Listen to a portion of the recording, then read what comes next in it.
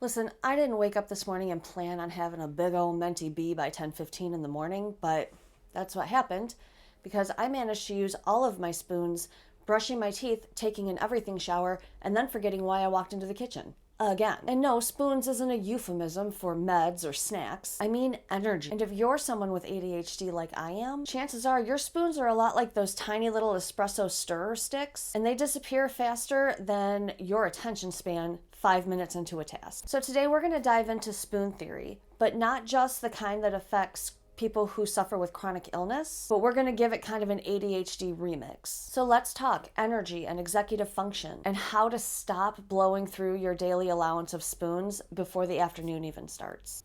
So, quick background in case this is your first spoon theory rodeo. The spoon theory was created by Christine Miserandino. I'm probably not saying that right and I apologize. But she created it to explain going through life with a chronic illness. And she used spoons as a metaphor for units of energy. Healthy folks tend to have an unlimited buffet of spoons, but chronically ill people wake up with a limited, finite number of spoons. And every single thing they do chips away at the amount of spoons that they have, the amount of energy that they bring to the table even fully rested. So now let's add ADHD to the chat. We are not necessarily in physical pain, but we are constantly in a mental three-ring circus. And let me tell you that juggling things like executive function, sensory overload, and the 47 open browser tabs we have going on at any given moment in our brains, yeah, that shit eats up our spoons real quick. And the hardest part for those of us with ADHD is that we are usually unaware of our spoon usage until we're face down on the couch crying, wondering why we're so upset over dropping a sock. I mean, it's a sock. It's not that deep, but it's not just a sock.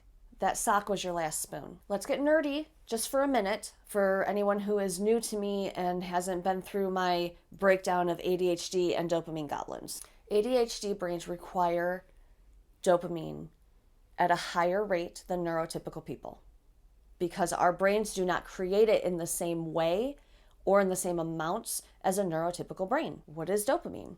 Dopamine is the feel-good juice that acts as the reward center of your brain. It is a motivation chemical, and ADHD comes to the party with that already depleted and not readily available to refill. So if you are a neurotypical and you can just get up and go start a task, that's because your dopamine receptors work the way they're supposed to.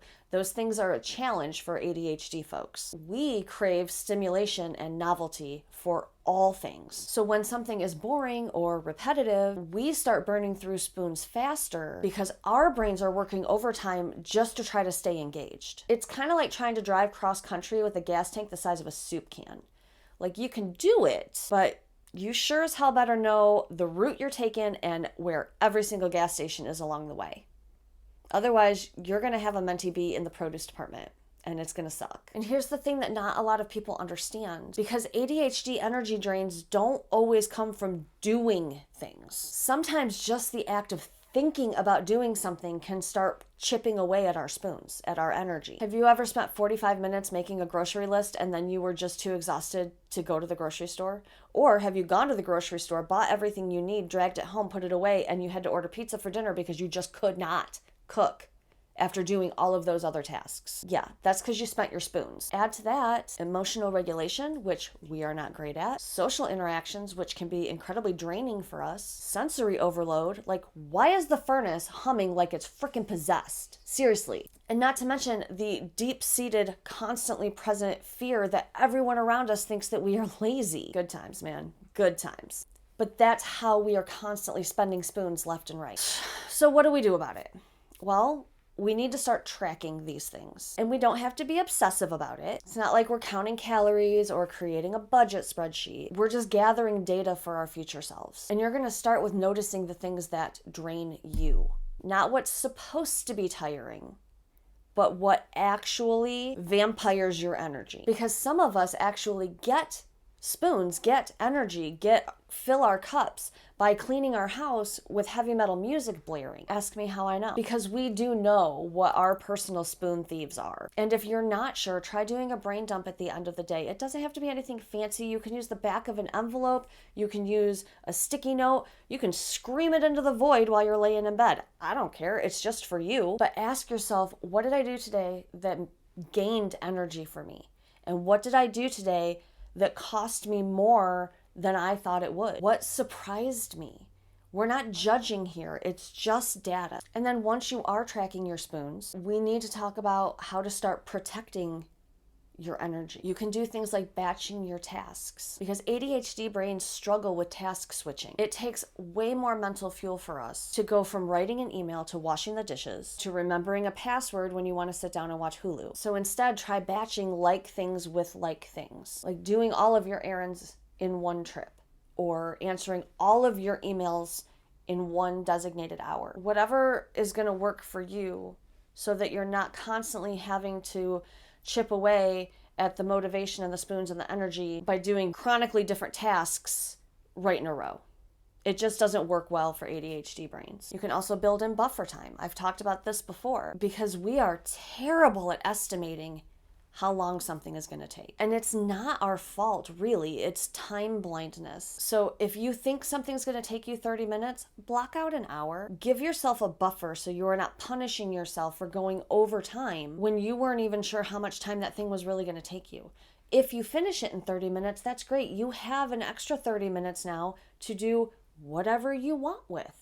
I recommend setting a timer because if you start doing something fun, that time blindness is going to hit you and you're not going to get back to work on time. And finally, you have to stop shoulding all over yourself because that list of things that you should be doing, half of that is probably disguised as society's expectations, disguising itself as productivity on your to-do list. You are not a bad person if you don't fold your laundry. The clothes are clean. If you've moved the basket into your bedroom, they're available to you where you get dressed. That is enough. And since we're here, let's go ahead and go there and talk about ADHD and overcommitment. Because how many of us immediately say yes to things on days that we're feeling good, on days that we have all of our spoons available? You wake up and you're like, yes, I will absolutely volunteer for the bake sale. Yes. Man, I have so much energy. I totally want to plan that birthday party. Man, today is going to be so productive. I got a good night's sleep, so now I'm going to go organize the pantry. But what happens? It is almost always followed by the crash because suddenly you're staring down 3 social obligations. All of your food is on your counter instead of in the cupboards. And you've got a pile of 4 undone projects with nowhere to put them and no desire to finish. Listen to me.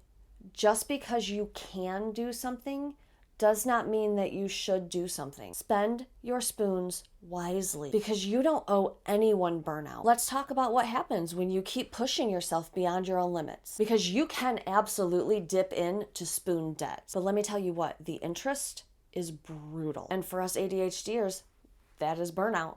That is when we crash. It's physical exhaustion. It's brain fog. Maybe we'll throw in a shame spiral for good measure. And once you are down there in that pit of spoon debt, of energy debt, of overcommitment and overwhelm and burnout, it is so difficult to claw your way out. And this is where grace comes in. Be freaking nice to yourself. Stop beating yourself up for not behaving and producing and having the energy that society tells you is normal. What's normal? We're all different.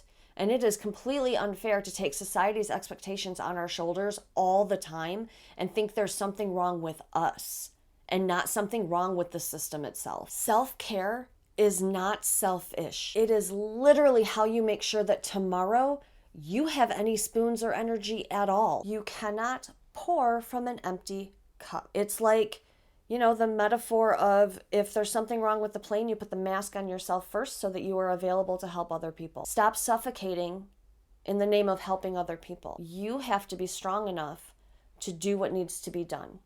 And if you are constantly in a state of burnout, there is going to come a point where you can't do anything, which is not serving anyone else, and it is destroying you. You know how I get when I talk about this stuff. I just went off on my own little tangent there. So let's come back, okay? Let's talk about how we don't panic about the number of spoons available to us. Because not everything costs spoons. Some things give us spoons. Hence the refilling of our own cup. Hence the putting the mask on ourselves first. Because we need to start valuing the things that give us energy as necessary and not extra. Laying on the couch, watching your favorite comfort show, that is spoon restocking. Curling up in a sun patch with your dog, spoon deposit. Laughing with your best friends until you pee a little, spoon jackpot. Which is great because you're probably going to have to spend one changing your jeans. You need to build these things into your day like you would a medication or water or snacks. Spoon deposits are not optional.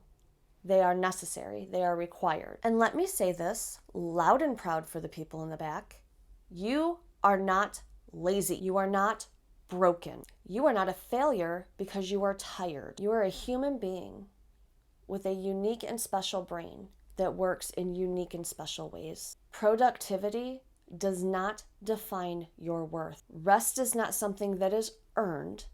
Rest is necessary. And the fact that you're still showing up here, that you're learning about yourself, and that you're still trying to find a system that works for you, that's badass. So the next time you feel an energy crash coming on, please pause and check your spoons. Do not push through because of a sense of guilt. Don't say yes because you're afraid of disappointing people. You deserve rest. You deserve care. You deserve to keep a spoon or two for yourself. Because when you honor your limits and protect your peace, you can show up as your best self, fully and authentically and completely. And honestly, the world needs that version of you more than it needs you exhausted and constantly apologizing. So go track those spoons. Thank you so much for hanging out with me today. Don't forget to smash all those YouTube buttons for me and leave me a comment down below and let me know what is your biggest spoon drain right now.